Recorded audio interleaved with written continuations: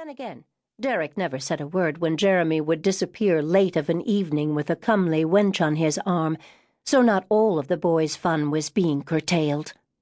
Come to think of it, Percy couldn't remember a single time in the past year, since Derek had taken his young cousin under his wing, that Jeremy hadn't found a willing female with whom to occupy a few very private hours, whether the three young men had ended up in a lively tavern, in an expensive house of Eros, or at one of society's many gatherings. The boy had the most devilish luck where women were concerned. Women of all ages, whores and ladies alike, found this youngest male Malory quite irresistible.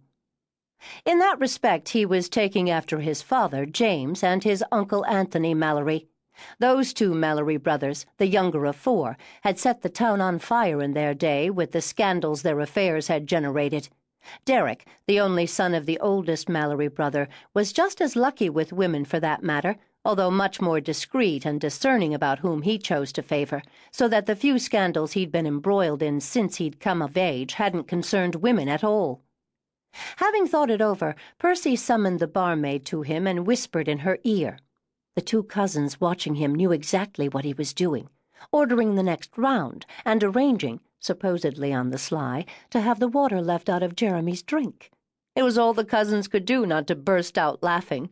But Derek, noting the girl's frown and that she was about to tell the young lord that none of the previous drinks she'd served had contained any water, had to quickly catch her eye to give her a nod and a wink so she'd know they were just having some sport and go along with it. She did, smart girl, grinning as she left. Derek would have to see that the pretty miss was compensated, though not as she might like.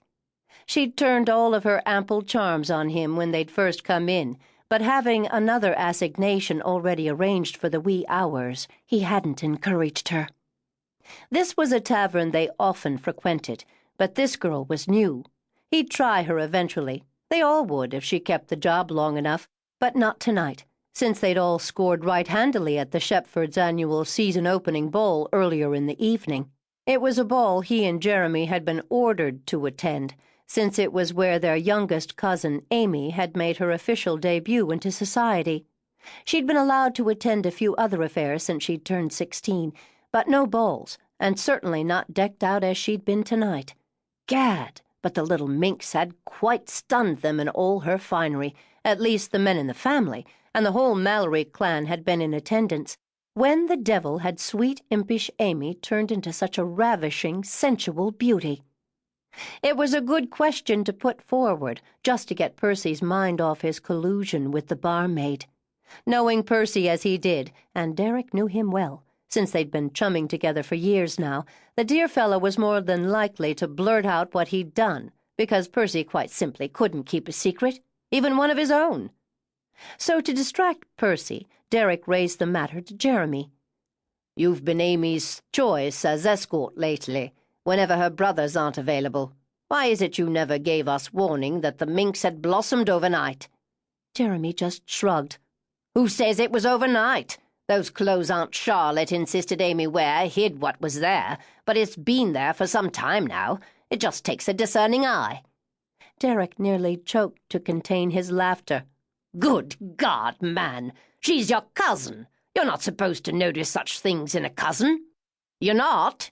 Jeremy was genuinely surprised. "Well, hell's bells! Where's it written?" "Likely in your father's book," Derek replied with a pointed look. Jeremy sighed now. "I suppose. He made a bloody fuss about it whenever I admired Regan a bit longer than he thought necessary." Regan was also their cousin, and the one niece whom the older Malory brothers had had a hand in raising, though only Jeremy and his father called her Regan. It didn't bother Derek in the least to hear her called that, not as it did his own father and two other uncles. The rest of the family called her Reggie, though her actual name was Regina, and the dear girl had married Derek's closest friend, Nicholas Eden, several years ago. "But I didn't say I was interested in Amy," Jeremy clarified as he continued, "just that I'd noticed she'd filled out nicely in all the right places." "Noticed her, too," Percy put in unexpectedly. "Been biding my time, waiting for her come out, thinking of courting her myself." Both cousins sat forward in protective alarm upon hearing that, and in that they were so